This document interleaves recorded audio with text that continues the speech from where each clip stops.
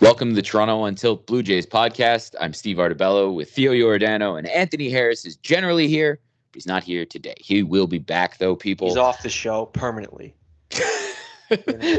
Nothing of the sort. Tony's just got an off day today. Enjoying the beautiful weather, actually, since it's been like raining for the last month and a half. Yeah. But anyways, yes. So Toronto Until Blue Jays podcast. You can find our website, torontountilt.com. You can find the audio of this podcast anywhere that you find audio. That's Anchor, Breaker, Bleaker, Spotify, Google Podcasts, Apple Podcast, all of the things. Of course, Twitter at Toronto Untilt, and our YouTube, where the video of this will be posted. Toronto Untilt. Like, comment, subscribe. Tell your friends. Yeah, you know how we said they needed to have a good week? Theo, let's just get into it before Remember my emotional plea to the team at the end of last week saying, this feels like fate. This feels like our year. Everything's falling in place. And then they blow out the fucking Rangers in the second half of the doubleheader and they sweep, and we felt so good on Sunday. It lasted not even half an inning, this optimism going into this week. We can start with this Boston series, which we discussed and said if we won this series, this is what's going to propel them into a playoff run. And it was anything but this week, this series against Boston. Monday, Jays lose 13-4 against the Red Sox. Ross Stripling, who has been surprisingly good all year, picked the worst time to blow up, got one out, gave up 6 runs. K came in after, was almost just as bad, 1 1/3, 5 runs. You know, one of those games where everyone kind of who is even a casual Jays fan starts to say, oh, huge series with Boston. This feels like a, game where you start getting really invested into the Jays, and it was just anything but a good game.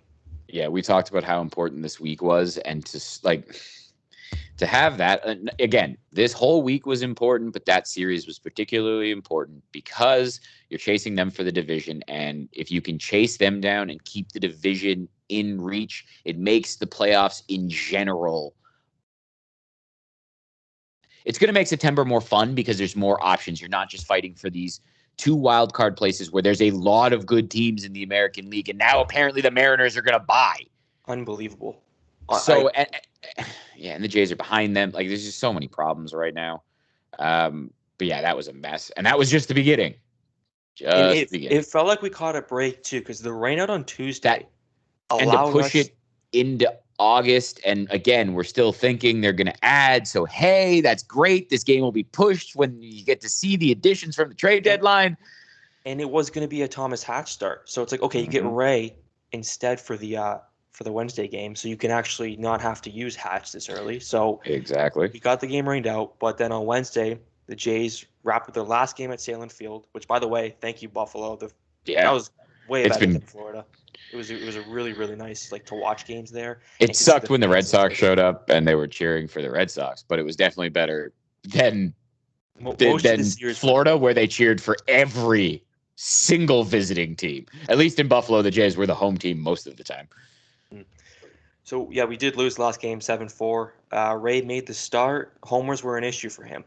That's been his issue all season.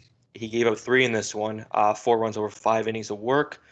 Jay's offense tried to keep them in this one. 3 opposite field homers from Vlad, Springer.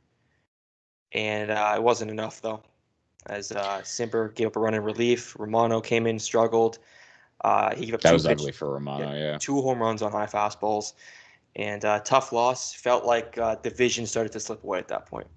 Yeah, that was after getting the shit kicked out of you 2 days before. You get the rain out. You're feeling like you might get some luck. You got Robbie Ray on the hill. And you can't blame Robbie Ray because of how good he's been all season. But that was just like the timing of that was soul crushing as a Jays fan. And speaking of soul crushing, the next game they played, the Friday, one of the most forgettable games. I watched almost every out of that game, and I still don't remember much that happened because nothing really happened. Jays lost 3-0. The first and they game never felt in it. Never felt in it at all. First game of the series against the Mets. Mats made his return home. Looked good. 5 2/3, just 2 runs, but nothing offensively. And it felt like at that point we've run our course with the Semien leading off and with Springer not leading off. and it led to changes, which was a good thing. But that Friday game was not good. Yeah, and then I guess before we get to it, we saw stuff that we never thought we'd see going into Saturday. Like I never thought they'd take Bo out of the 2-hole. They moved it around. They moved it around in a good way. Can I split hairs and say, well, maybe I'd like to see Bo where Semyon is? Yeah, I can split hairs, but generally this is kind of what we asked for. And this was actually pretty funny to me. Buck and Tabby, who we make fun of a lot of. Actually, no, that's why it wasn't. This is why it made sense, because it came from Joe Siddle.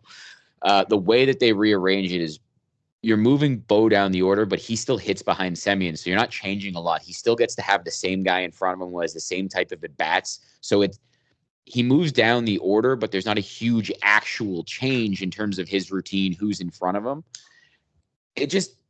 It made a lot of sense to me, the way Siddle explained it, the way that they move things around. Like George Springer, in terms of comfort, right? Like Springer, been a leadoff hitter his entire life.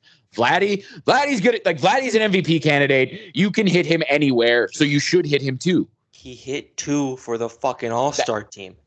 Is that what finally clicked in Charlie's head? Because we've said it since April 1st, probably, the first day of the season. We're like, this needs to be your number 2 hitter, no matter what. Exactly. And it felt like that wasn't going to happen. And you finally got it. And then again, you have Semyon in front of Bichette. And it's just, you also have 3 guys that get on base. And then Bichette's a bat-to-ball guy. He doesn't walk a whole ton, but he gets a lot of hits. So it made a ton of sense to have him behind those guys, because even if they all work walks, you got Bo out there who's going to try to drive them in. Teoscar hits for a high. You know what I mean? For once, it made sense. It's just, I talk about this every single podcast, but it's just, again, with decision making from Charlie, and we saw with the bullpen today, but we'll wait because we'll get to the positive, the one positive of the week, if you don't count Sunday. By the way, we're talking positive lineup stuff. We will have negative lineup stuff right after this, but let's get through the positive first. Exactly. Saturday, Jays win 10-3 over the Mets. Ryu made the start, and this one was not his normal self. Gave up 10 hits over 4 1/3 innings.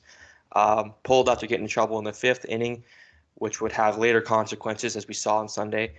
How he just didn't go deep in the game. Jays had to use a lot of high leverage relievers to get them out of this one. They didn't get a seventh run too before Ryu started to fall apart. Like, there were so many things that cascaded that caused yesterday to be a problem, which led to some of the problems for today with the bullpen, which was funny because me and Theo, after this Saturday game, were talking and being like, man, maybe they just need to add a pitcher, because, like, you put Stripling back in the bullpen, you got another long arm, and it's not that bad. Like, the bullpen's pretty good. You got Simber, who you rely on. Yeah, we're starting to talk about, hey, maybe you don't need the elite arm because Pearson's coming back. He's signed on. Like, Pete Walker's talking very excitedly about what he's going to add to the bullpen. So we're getting excited, and then today happened, and you get to realize that, no, they still need bullpen arms. But I don't know. Is there anything else we want to get to from Saturday? Again, that was the lineup put in the right order, doing all the things. 2 dingers from Teoscar, a dinger from everyone but Vlad in the top 5 spots, and Vlad had a double. That was my number 1 note. Everyone 5-1 is no Vlad, which is very crazy with this lineup. And it's just, you got to see what they could do. It was exciting. And then today happened. I don't know. You want to keep with the positive before we get into today? This is a negative week. I don't want to fucking no more rainbows and sunshine. Yeah. Sunday, Toronto Blue Jays came into this rubber game against the Mets, game they really needed, ending this week on a positive note. Could not get it. Stripling made the start today, rebounded. You really needed a good start today. Looked like the Ross we've been getting. Again, he doesn't go deep, but he managed to get through 5, allowed just the 1 run. It was great.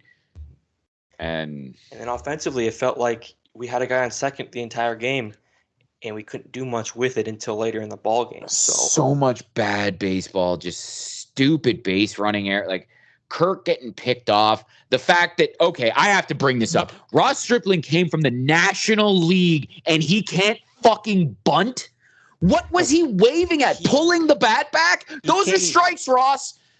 He didn't attempt one bunt, I don't think. I think he just kept striking. We've seen some atrocious bunt attempts from guys on this team, but that was one of the worst. Do you want to know what makes it worse? Rich Hill throws 85 miles an hour, and you can't. The easiest. Oh, it was infuriating watching him attempt a bunt and just pull it back, pull it back, pull it back. The strike zone today was it was the size of a house. 3 feet either side was a fucking strike, and that's in the zone. And Ross just keeps pulling the bat back and pulling it back. Did you think you were going to work a walk, Ross? Like, fucking National League pitcher that couldn't get that bunt down was just beyond infuriating because he just keeps.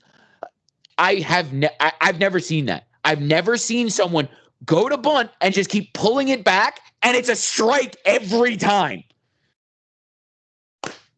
Unbelievable. Like, unbelievable, unforgivable. Like, he pitched great today, got it back on track, but what in, like, and then the base running errors where Kirk is way off the base. And then, you know what? I don't even really blame him because he's expecting a bunt. Here's my issue. This is where we're talking about lineup construction, how there were still problems. When you have your slowest runner batting right ahead of the pitcher, first of all, Kirk should be hitting ahead of Grichuk and Espinal anyway. He's just a better hitter.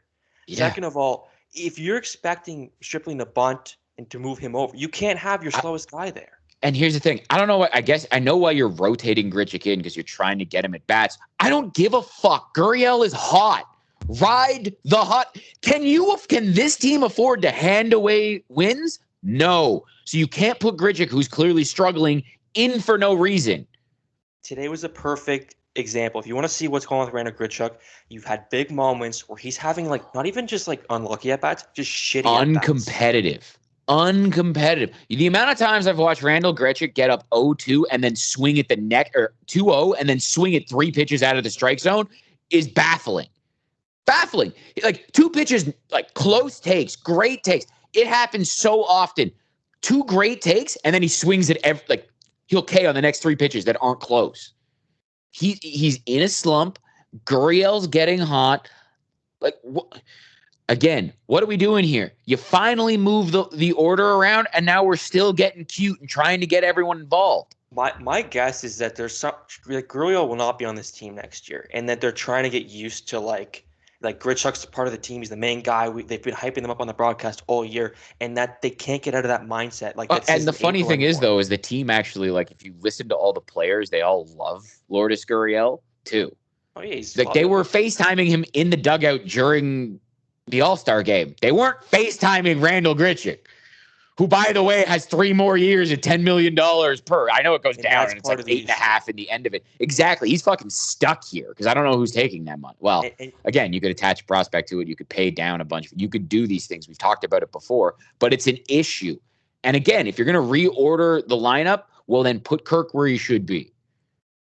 Okay, I get it. If you want to put Espinal 8 and you want to put Grichuk above him because Espinal, he's hot. He's red hot, but is this real, hitting 330? I don't think you can say that that's real.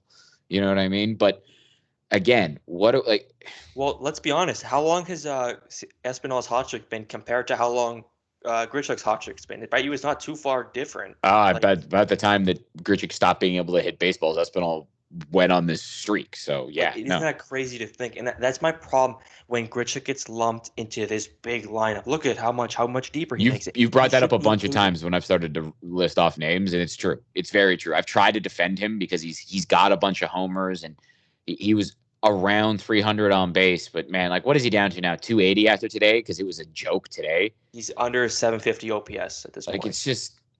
And again, he'll get hot again, and maybe it's new Randall. And again, I think this is just what he is. I said this. He's 30 to 35 home runs with a 305 on base, if you're lucky.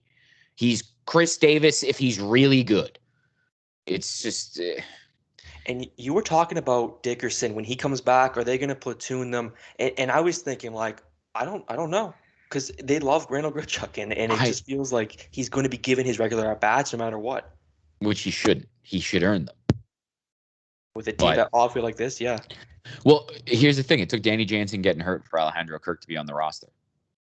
Well, how does that make any sense? Wasn't that just him getting healthy, though, and he just was good timing? He was hitting bombs in those rehab starts, and they brought him back off the IL and assigned him to Buffalo, and then the second Jansen got hurt, I think it was 2 days later. He was assigned to Buffalo off the IL. He was done his rehab.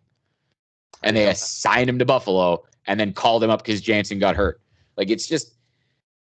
I know you're trying to not waive Reese McGuire again because he got hot, but what are we doing here? Are you trying to win? Like, what are we doing here? No, it's just too many small mistakes, small decisions that like no one's gonna notice the Kirk thing, and but just little things Well, that like fuck you every day. It's building up all season. Do you want to just get to today before we get to kind of like, because today was kind of, you know what I mean? Like today. Well, that's true. We basically got to today by bitching about all the stupid shit that happened today. Today was a joke. They were in the game. God, the offense comes through, even though they just dumb things. Like, what the fuck is Springer doing stealing third? I don't know. George Springer, you know what I mean? He's a veteran. That is stupid baseball. I had the game on the radio. Like in that moment, I couldn't watch the first inning. So I heard, was it a 3-0 count he ran on? Yeah, it was a 3-0 count where you're probably going to get a fat, this is what I mean by it's dumb baseball. Like, is Charlie infecting guys that come from winning organizations and now just everyone that plays for the Blue Jays does dumb shit like this? Like, it's just this. Okay, yeah, we'll get straight to it because they pissed this game away. Ryan Barucki, I'd like to see him actually do something, but we talked about this before when we were pleading with them to add arms, and they did with Simber and Richards because we don't know what Ryan Barucki is. I love it when he's been good, but he's hurt all the time and looks like this sometimes. And we were saying like how everyone's like, oh, when these guys are back, when they're like they were overperforming before they got hurt anyway, so you couldn't rely on them to be back like that. And again, we got to talk about Jacob Barnes. I don't want to see him again. I think that was enough. Never again. Get rid of him at this point. Like, it's too many small. Here's the thing. Let's just get to it. All season, we've talked about them pissing games away, and this was a huge week where you needed to close the gap and show the front office that you were a playoff team.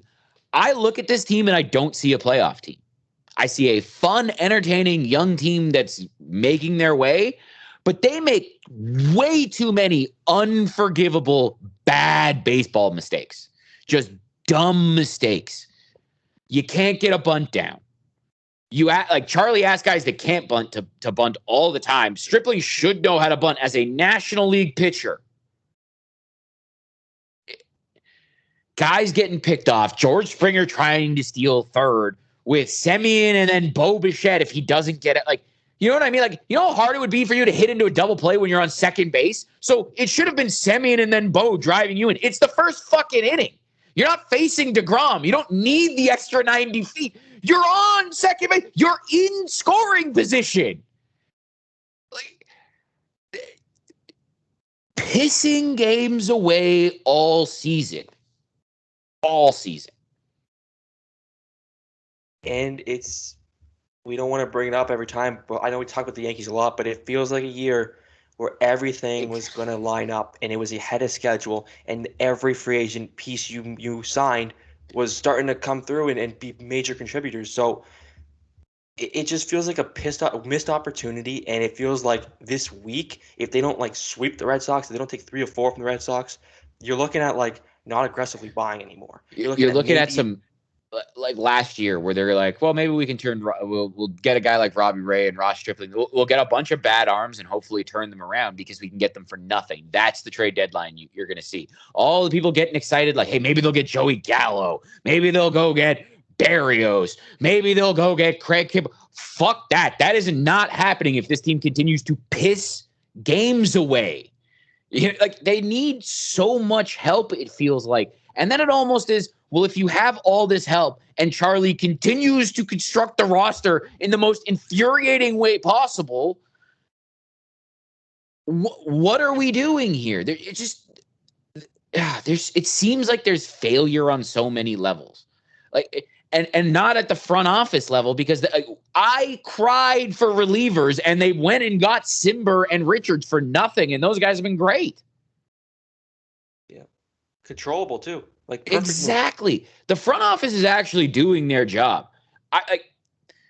And I don't know, are these young, because I've said a lot of the times, a lot of the mistakes you were seeing on defense, some of the stuff with Bo, that was just a young player making mistakes. But some of this base running shit is just like, what is Charlie doing? Some of the sloppiness just some of the atrocious routes in the outfield. Wasn't our war on running the base? Weren't we the worst in the league? Yeah, we were in the bottom 5 at least. I don't know if we were probably dead last when they brought that stat up, but I know we were in the bottom 5.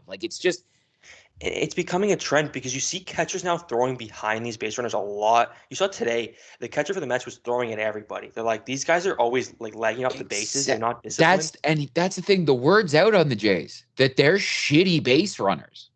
That you can pick them off and take them off the base paths because they do dumb stuff. We see guys lose track of outs in the you know what I mean? We've seen every mistake that you cannot make, and it's not always Bo who's 22. And we're seeing they don't need to manufacture runs like this usually. They're the best offense in baseball. You don't need to after yesterday, why is Springer stealing third? Why are you not trying to play station to station when you just beat them into the ground the day before? And again, you have Semien hitting behind you and Bo potentially. What? And George, you're fast. Why did you need to take third? It just you're scoring on basically that specifically pissed me off so much to start the game, and I don't think it ever recovered from that because it was just what are you doing? What the fuck are you doing? It was constant guys at second and then nothing happening, and then the leadoff double and then lazy fly ball off a fucking middle curveball going 68 or 69. That game, watching today's game was infuriating. And then, of course, they get the dinger and they go ahead. And again, I love Ryan Barucki, but I don't know if he's actually a good reliever. And you needed to go to him because you had the lefties at the top of the order. It made sense. And he just missed his pitch to Pete Alonso. Do I disagree with the slider? No. Do I disagree with where the slider ended up? Yes. Did he just not execute one pitch? Yes. But we're at the point with this team where every mistake matters because they pissed so many games away at the beginning of the season that you cannot have shit like this happen. And again, I just come back to it of I don't look at a playoff team here because of all of the dumb mistakes they make. I hope I'm wrong. Hopefully they get hot this week. But, I mean, I don't know, man. Am I wrong here? You feel like I'm being too harsh on this team? No, because at this point, I think we've coddled too much as far as they're young, but they have because every part of this team seems good now. You look at the starting rotation, and you look at it as a whole. You're like, oh, this is a pretty good rotation. The bullpen now, look at they got 4 really good arms now. They're good. The lineup, best in baseball. But together, when they don't consistently. One of those 3 things fails at all times. It seems like every game, one of those 3 things. Yeah, and it always seems to happen against the Red Sox when you've finally gone on a winning streak and you've brought the division within 6 or 7 games. And if you win this series, you're within 5, and you're only halfway through the season, and then you get the shit kicked at. They're not even close games. Think about the series against the Red Sox this year. The only games that are close are the random ones that the Jays squeak out. It's just, and I'm not forgetting the 15-run performance they had at Fenway. They still get their asses handed to them by the Red Sox on a regular basis. And we should say as a whole, against the teams over 500, we have not talked about this yet. We are piss poor against good teams right now. And I would love to know what the record was because they were severely under 500 last week when we were talking about this, and I don't think it made it to the podcast. And it clearly hasn't gotten any better. You're getting your ass kicked by teams over 500 again. And once again, is that a playoff team? If you can't beat winning teams, you can't even beat the fucking Mariners. And the Mets team who's in shambles right now, injury-wise, they're missing their best player. We should be beating the Mets. Their lineup isn't that good anyway. Exactly. They can't play defense. Dude, what was J.D. Davis doing? That's a double play. The inning's over, and he tries to go home, and he throws it into his back. And then Pat Tabler's I don't know why they'd look for a third baseman. J.D. Davis could really field his position. I was just going to bring that up. It was Pat, are we watching the same game? Did you not see what happened earlier in this very game? His argument was he hits 5th in the Mets lineup. It's Billy McKinney hits 5th in their lineup sometimes. They don't have a good lineup. Well, he's hitting 360. He's a DH. It's what J.D. Davis is. He just plays in the National League. Man, I don't know. I don't know if there's much to get to from this week anymore, and just looking forward to the 6-man rotation that they got coming up.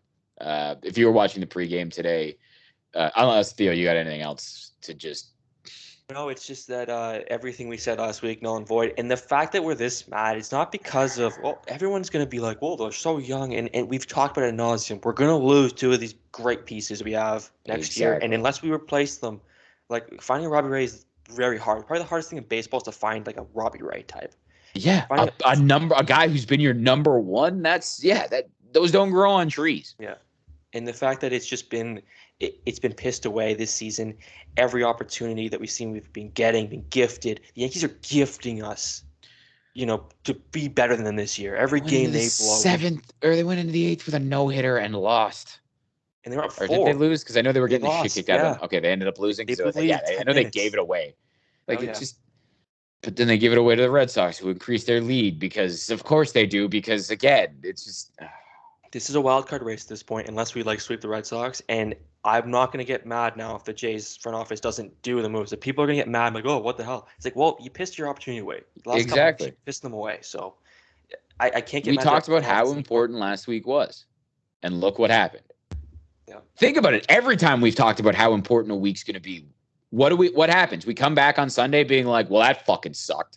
And if this happens this week, if we lose this series to the Red Sox and sweep the Royals, I can't get swept in again because we have to start beating the good teams to be exactly because and that's what's happened when they've had winning weeks, and we go, well, it's not that bad that you got your asses handed to you by this really, really good team and then you swept a shitty team.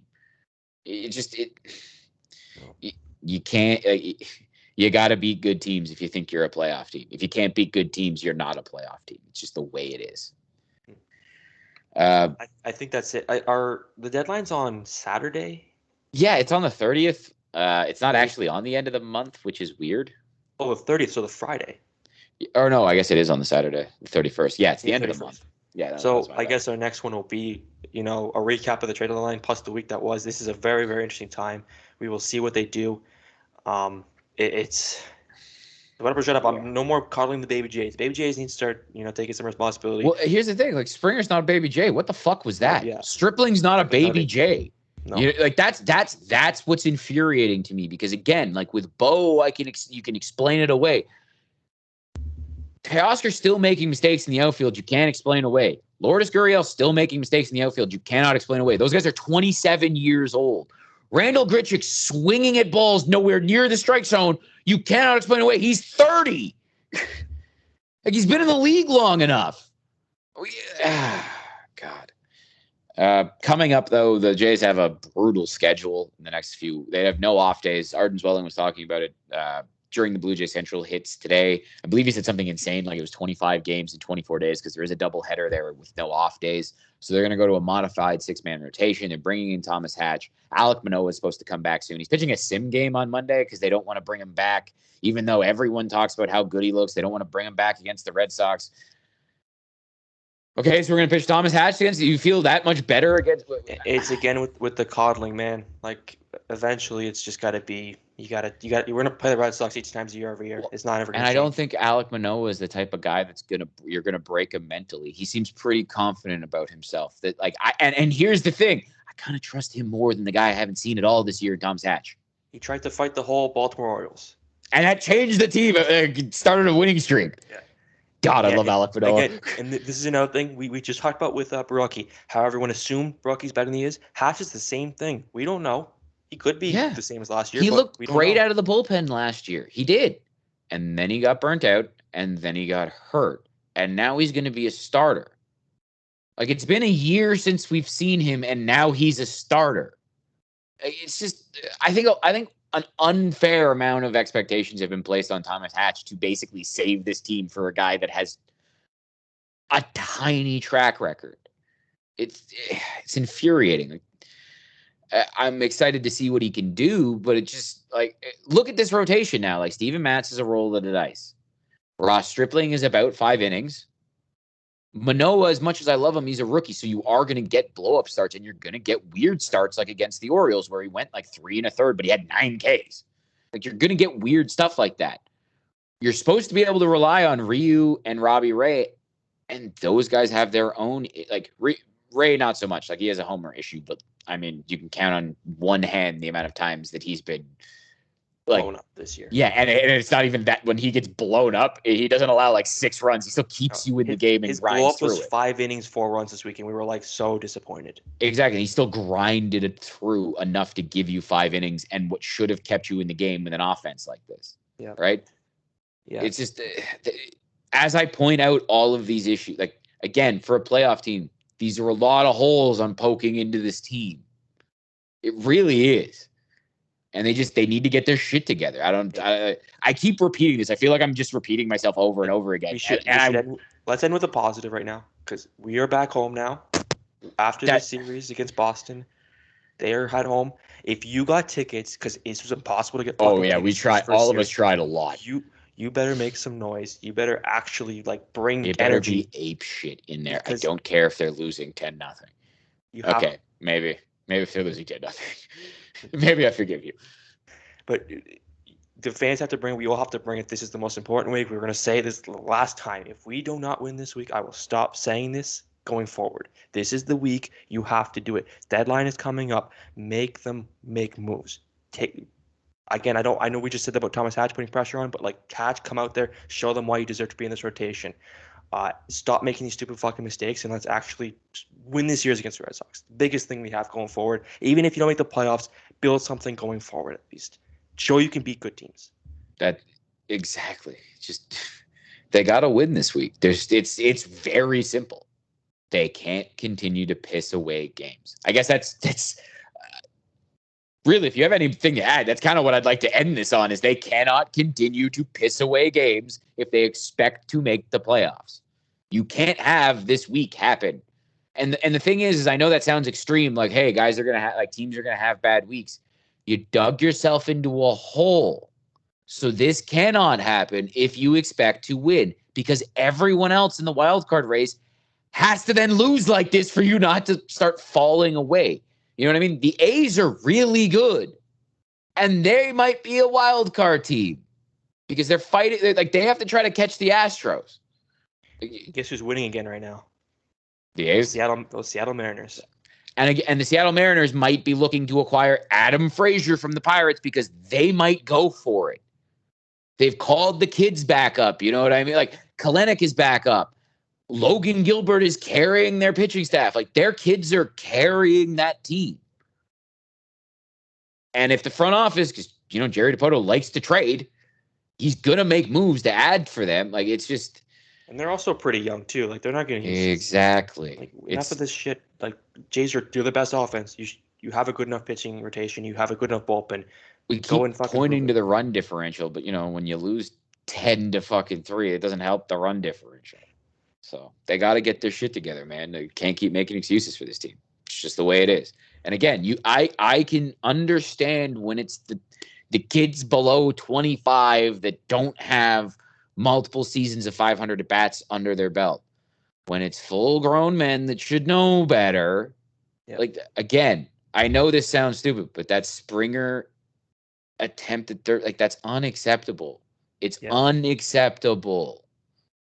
And he should know better. $160 million man, $150 million man. Yes, it's been a tough week. Yeah. Let's go have anything else that you wanted to get to? Let's go watch Canadian soccer. Yeah, hopefully. Also, happy trails, TJ Zoich. I don't think we talked about that. Oh, yeah, TJ Zoich is a Cardinal, traded for cash considerations because he was DFA'd because they needed a 40-man roster spot. We hardly knew ye. I was interested.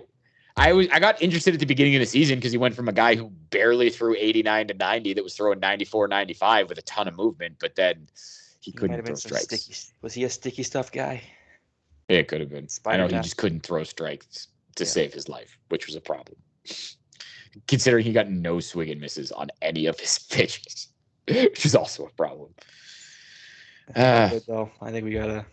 Yeah, I guess we'll wrap this up before I just continue to scream about unacceptable mistakes in Charlie Montoyo and that George Springer attempt at third base. But this has been the Toronto Untilt Blue Jays podcast. As always, you can find us at our website, torontountilt.com. You can find us on Twitter at Toronto Untilt. You can find us on YouTube, where the video of this podcast will be posted, Toronto on Tilt. And of course, on every streaming service, if you want to get the audio of this podcast, that's Apple Podcasts, Spotify, Google Podcasts, Anchor, Breaker, Bleaker, all of the things. Like, comment, subscribe, tell your friends. Oh, God, I hope next week is better than this week. Please.